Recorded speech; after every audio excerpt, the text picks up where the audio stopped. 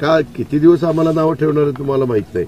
आपल्याला एक माहिती आहे का, 78ला जी घटना घडली त्याला चव्हाण साहेबांचा पाठिंबा होता. चव्हाण साहेबांचा पाठिंबा होता. तुम्ही का पोहोचता आता?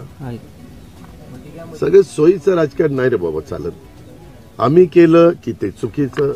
आम्ही आजही म्हणतोय ना की आम्ही चव्हाण साहेबांच्याच विचारांनी चाललेलो आहे, शिवशाहू फुले आंबेडकरांच्याच विचारधारेने चाललेलो. आम्ही सांगतोय ना. दादा, सातारा जिल्ह्याला मंत्रिपदाची संधी आहे का तुमच्याकडून? हो आहे. मंत्रिमंडळाचा काय फॉर्म्युला ठरलेला आहे का? जुन्या मंत्र्यांना आहे तसं कंटिन्यू केलं जाणार नाही, ते आमचं आम्ही ठरवू. त्याचा फॉर्म्युला वगैरे नाही. आमच्यामध्ये काय करायचं ते आम्ही राष्ट्रवादी काँग्रेस पार्टी ठरवू. भाजपनी काय करायचं ते ठरवतील. शिवसेनेने काय करायचं ते ठरवतील. विरोधी पक्षनेता मिळेल की नाही अशी परिस्थिती एका बाजूला. अरे बाबा, 29 असल्याशिवाय मिळणार नाही. पण राज्यसभेवर देखील आता पुढच्या नियुक्त्या महाविकास आघाडी जरा मोठं मन दाखवून तुम्ही जरा मोठं मन दाखवून विरोधी पक्ष देणार आहे का? आमचं मन आता फार मोठं मन. तुम्ही इतकं सोयीचं विचारता. ज्यावेळेस असं काही असतं केंद्रामध्ये एक 54च्या पुढे आकडा गेल्याशिवाय विरोधी पक्ष नेते मिळालं का? नाही मिळालं. मग इथं कशी अपेक्षा धरता तुम्ही? सक्षम लोकशाहीसाठी पाहिजे ना विरोधी पक्ष नेता. तुलाच करायचं. दादा, पहिल्यासारखं साताराकडे तुमचं लक्ष राहणार आहे का? हो, पहिलं तुझ्याकडे. याच्यात गमतीचा भाग जाऊ द्या. सातारा हा पहिल्यापासून मी पालकमंत्रीपद इथं पहिलं घेतलेलं होतं आणि इथं खूप चांगले कार्यकर्ते, चांगली जनता आहे, चांगले सगळे पत्रकार सगळे चांगले आणि त्याच्यामध्ये काम करायला मला इथं नेहमीच आवडतं. मी ज्या वेळेस अर्थमंत्री म्हणून काम करत आलेलो आहे त्यावेळेस सातारला झुकतं मापच देण्याचा प्रयत्न केलेला आहे. कालही केलाय, आजही करतोय, उद्याही करत राहील. दादा, लाडकी बहीणमुळे जो आर्थिक ताण आलाय राज्यावर, एक प्रकारे तुमचीच नाराजी होती अशी एक चर्चा होती. तो ताण माझी नाराजी असती तर मी योजना सभागृहात वाचून दाखवली असती का रे?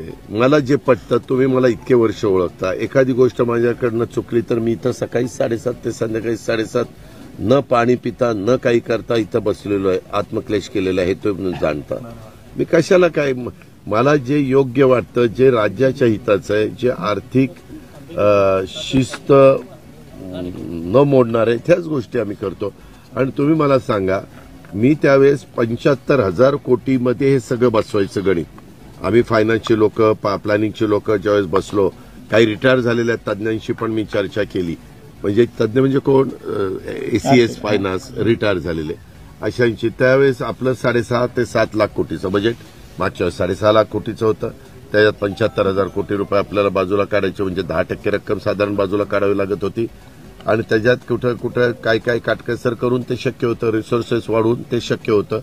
आणि त्या सगळ्याचा विचार करून आम्ही दिलं. यांनी तर ज्या योजना दिल्या होत्या, पत्रकार मित्रांनो, तुम्हाला आश्चर्य वाटेल, त्यांच्या योजनांची मी बेरीज मारली, त्यांच्या 3 लाख कोटीच्या पुढे योजना जात होत्या. आता 3 लाख कोटीच्या योजना आमचं सरकार द्या, आम्ही ह्या गोष्टी करू. अरे बाबा, त्याला 3 लाख कोटी रुपये लागतात. पुन्हा म्हणले असते नाही, आम्हाला वाटलं की पूर्वीसारखीच परिस्थिती आहे म्हणून आम्ही सांगितलं. आता तर परिस्थिती, आता काळा पेपर कसला ते मागे काढला होता, व्हाईट पेपर श्वेतपत्रिका काढून असं ते काही खरं नाही. आम्ही पण देवेंद्रजींना पण ह्याचा अनुभव आहे, मलाही खूप वर्षाचा अनुभव आहे, एकनाथरावजींना अनुभव आहे, भुजबळ साहेबांना अनुभव आहे, अनेक जण सिनियर लोक आमच्या मंत्रिमंडळात आहेत ना. असं काय करता? 26 तारखेला सुनावणी कोर्टामध्ये होते चिन्हाच्या संदर्भात. तो न्याय व्यवस्थेचा अधिकार आहे, कोर्ट त्याच्याबद्दलचा निर्णय देईल. आम्ही आमची बाजू वकिलामार्फत मांडतोय, समोरचे त्यांची बाजू वकिलामार्फत मांडतायत.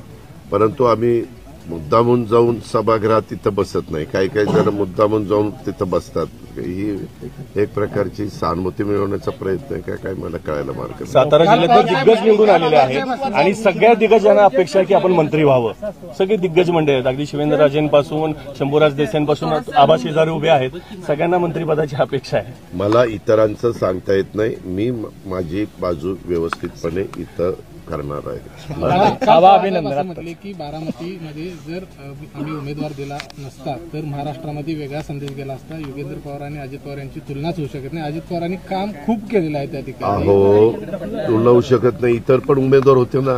योगेंद्र धंदापाणी करणार आहे, त्याचा काही राजकारणाशी दुरान्वय पण संबंध नाही. त्यालाच बरं माझ्या सख्ख्या भावाच्या त्याच्या मुलाला माझ्या सख्या पुतण्याला उभं करायचं काहीच कारण नव्हतं. मी तर सांगून दमलो की लोकसभेला माझी चूक झाली. परंतु चूक झाली म्हणजे काय, घरातलाच माणूस उभा करायचा. काय झालं, इकडं आमच्या बाबा आत्राम तिथंही घरातली मुलगी त्यांची स्वतःची मुलगी उभी केली. माझ्या इथं सख्खा पुतण्या माझ्या विरोधात उभा केला. अशा अनेक ठिकाणी घरातलीच माणसं काढली आणि उभी केली. त्या शिंगणे तिकडे गेले म्हणून, नाहीतर शिंगणे इकडे असते तर त्यांच्याही विरोधी त्यांची सखी पुतणी उभी करण्याचं चाललेलं होतं. तीच मला सांगत होती, मला सांगितलं होतं की तुझ्या काकाच्या विरोधात उभं आहे. असं नाही पाहिजे. तुम्ही ती व्यक्ती उभी करणारी, काम करणारी असेल, जनमानसामध्ये लोकांनी त्यांची शिफारस केलेली असेल वगैरे, जरी त्या पक्षाचा तो अधिकार असेल तर काहीतरी त्यांना म्हणजे हे प्रयत्न करायला पाहिजे होता. तसं नाही झालं. जाऊ दे, आता काय करता. जनतेने सगळ्यांचं बघितलं आणि जनतेने कौल दिलाय. आम्ही तो विनम्रपणे स्वीकारलेला आहे. आमच्यावर जबाबदारी वाढलेली आहे. राष्ट्रवादी काँग्रेस पक्ष आणि राष्ट्रवादी काँग्रेस पक्षाचं एकंदरीत सर्व दूरपर्यंत पोहोचवण्याचं काम आम्हाला संघटनेच्या माध्यमातून करायचंय.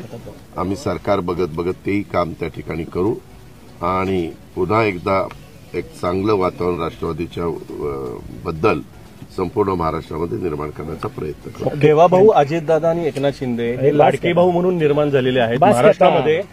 तर हे लाडके भाऊ लाडक्या बहिणींची आश्वासनं पुढे अशीच पाळतील का?